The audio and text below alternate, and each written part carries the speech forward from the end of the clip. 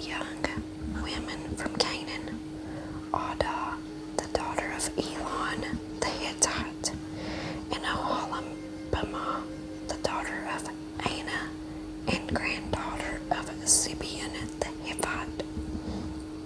He also married his cousin Basemath, who was the daughter of Ishmael and the sister of Nebaioth. Adah gave birth to a son named Eliphaz for Esau.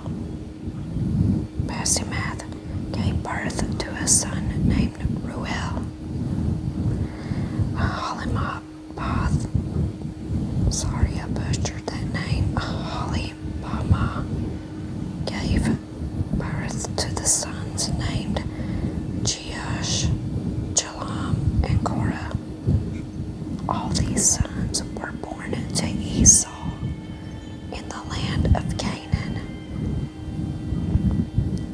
Esau took his wives, his children, and his entire household, along with his livestock and cattle, all his wealth that he acquired in the land of Canaan, and moved away from his brother Jacob. There was not enough land to support them both because of all the livestock and possessions they had acquired. So Esau, also known as Edom, settled in the hill country of Seir. This is the account of Esau's descendants, the Edomites, who lived in the hill country of Seir. These are the names of Esau's sons: Eliphaz, the son of Esau's wife Adah; Reuel, the son of Esau's wife Basemath. The descendants of Eliphaz were Teman, Omar, Zepho, Gatam, and Kenaz. Timnan, the concubine of Esau's son Eliphaz, gave birth to a son named Amalek. These are the descendants of Esau's wife Adah. The descendants of Reuel were Nahath, Zerah, Shema, and Mizah. These are the descendants of Esau's wife Basemath. Esau also had sons through Aholibamah, and the daughter of Anah, and granddaughter of Zibeon. Their names were Jeush, Jalam, and Korah. These are the names of the descendants of Esau who became the leaders of various clans.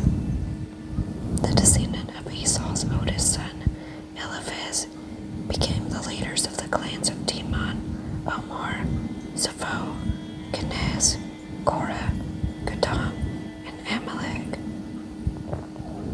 These are the clan leaders in the land of Edom, who descended from Eliphaz. All these were descendants of Esau's wife, Adah. The descendant of Esau's son, Reuel, became the leaders of the clans of Nahath, Zerah, Shema, and Mizah. These are the clan leaders in the land of Edom, who descended from Reuel. All these were descendants of Esau's wife, Basemath. The descendants of Esau and his wife, Aholibamah, became the leaders of the clans of Jeush, Jalam, and Korah.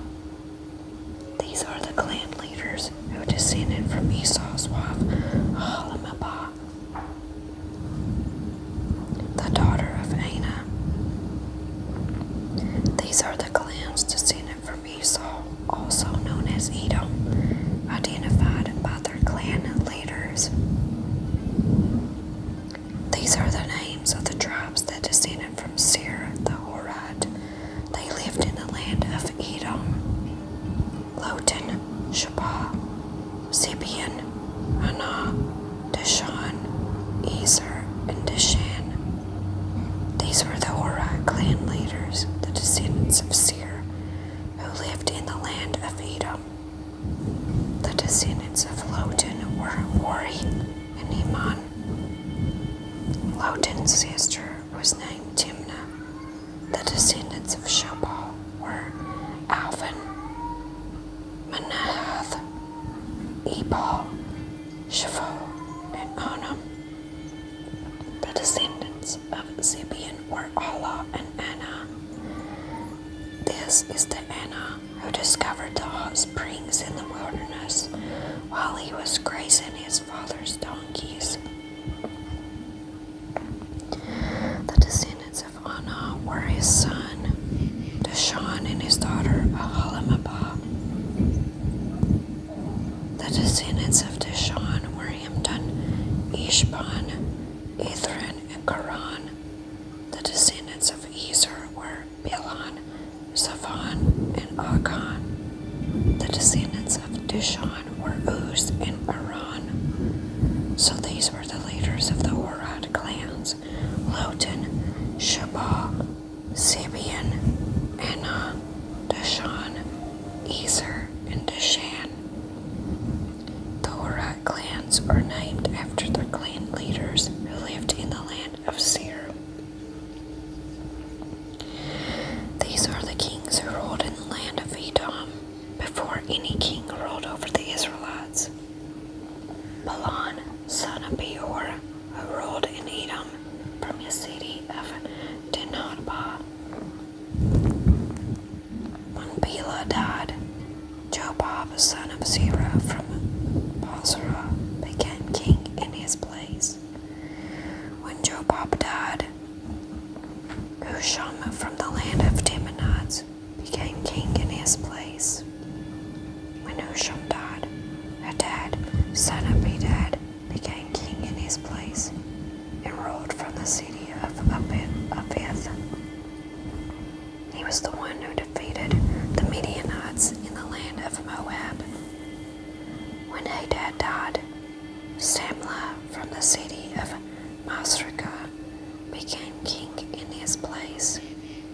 When Samlah died, Shaul from the city of Rehoboth on the river became king in his place.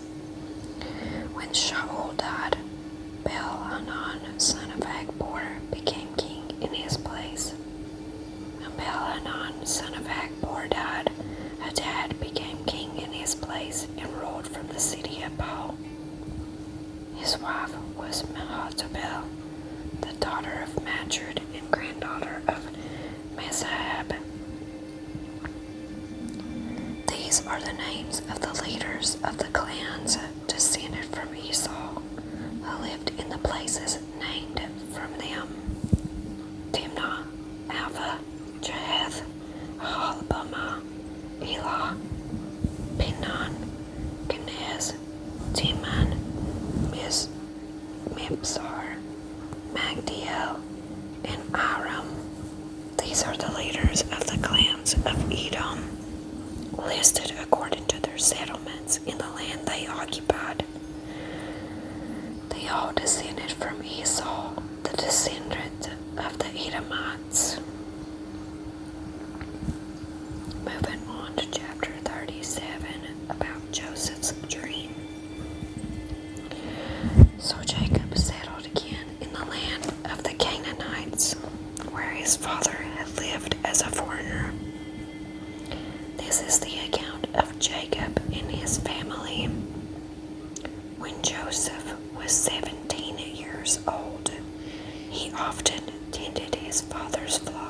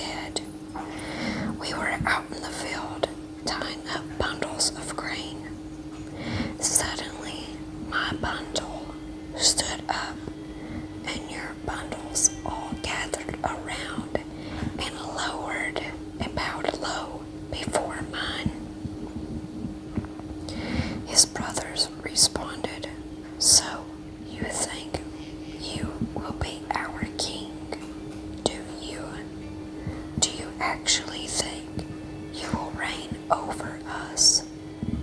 And they hated him all the more because of his dreams and the way he talked about them. Soon Joseph had another dream, and again he told his brothers about it. "Listen, I have had another dream," he said. "The sun, moon, and 11 stars bowed low before me." This time he told the dream to his father as well as to his brothers, but his father scolded him. "What kind of dream is this?" He asked. "Were your mother and I and your brothers actually come and bow to the ground before you?" But while his brothers were jealous of Joseph, his father wondered what the dreams meant. Soon after this, Joseph's brothers went to pasture their father's flocks at Shechem. When they had been gone for some time, Jacob said to Joseph, "Your brothers are pasturing the sheep at Shechem. Get ready, and I will send you to them." "I'm ready to go," Joseph replied. "Go and see how your brothers and the flocks are getting along," Jacob replied. "Then come back and bring me a report." So Jacob sent him on his way, and Joseph traveled to Shechem from their home in the valley of Hebron. When he arrived there, a man from the area noticed him wandering around the countryside. "What are you looking for?" he asked. "I'm looking for my brothers," Joseph responded. "Do you know where they are pasturing their sheep?" "Yes," the man told him. "They have moved on from here, but I heard them say, 'Let's go on to Dothan.'" So Joseph followed his brothers to Dothan and found them there. When Joseph's brothers saw him coming, they recognized him in the distance. As he approached, they made plans to kill him. "Here comes the dreamer," they said. "Come on, let's kill him and throw him into one of these cisterns. We can tell our father a wild animal has eaten him. Then we'll see what becomes of his dreams." So again, as we see, the father of these men that are planning to kill their own brother is Jacob, who is the deceiver. And again, like father, like son, they are planning to kill him and then to cover up their tracks and lie to their own father about what has happened to him. But when Reuben heard of their scheme, he came to Joseph's rescue. "Let's not kill him," he said. "Why should we shed any blood? Let's just throw him into this empty cistern here in the wilderness. Then he'll die without our laying a hand on him." Reuben was secretly planning to rescue Joseph and return him to his father. So when Joseph arrived, his brothers ripped off the beautiful robe he was wearing. Then they grabbed him and threw him into the cistern. Now the cistern was empty. There was no water in it. Then, just as they were sitting down to eat, they looked up and saw a caravan of camels in the distance coming toward them.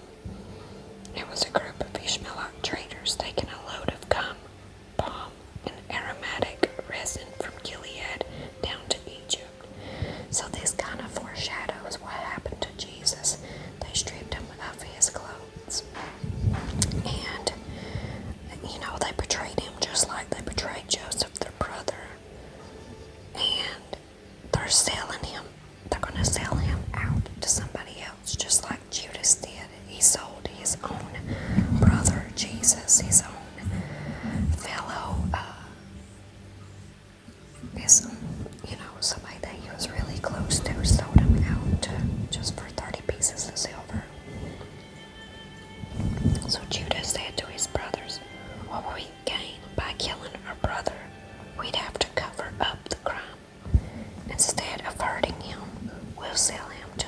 Ishmaelite traitors. After all, he is our brother, our own flesh and blood, and his brothers agreed. So when the Ishmaelites, who were Midianite traders, came by Joseph's brothers pulled him out of the cistern and sold him to them for 20 pieces of silver, and the traders took him to Egypt, just like with Judas he sold out Jesus. Sometime later, Reuben returned to get Joseph out of the cistern. When he discovered that Joseph was missing, he tore his clothes in grief. Then he went back to his brothers and lamented, "The boy is gone. What will I do now?" Then the brothers killed a young goat and dipped Joseph's robe in its blood. They sent the beautiful robe to their father with this message: "Look at what we found. Doesn't this robe belong to your son?" The father recognized it immediately. "Yes," he said, "it is my son's robe. A wild animal must have eaten him. Joseph has clearly been torn to pieces." Then Jacob tore his clothes and dressed himself in burlap. He mourned deeply for his son for a long time. His family all tried to comfort him, but he refused to be comforted. "I will go to my grave, mourning for my son," he would say, and then he would weep. Meanwhile, the Midianite traders arrived in Egypt, where they sold Joseph to Potiphar, an officer of Pharaoh, who was the king of Egypt. Potiphar was captain of the palace guard.